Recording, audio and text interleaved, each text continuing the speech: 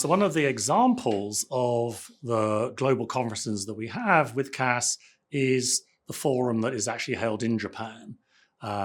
Japan tends to be a jurisdiction that is often very different from other jurisdictions, but it's a very important market for many companies.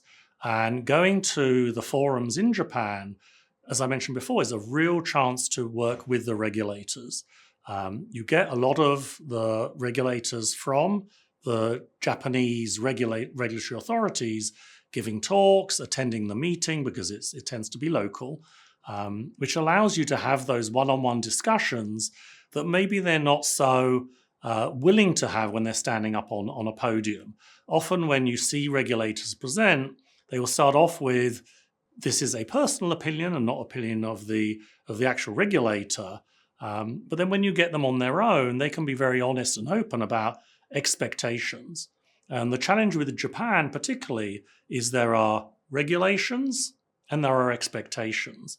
And navigating that has often been very helpful when you do attend the CASSS forums, because you can have those interactive discussions.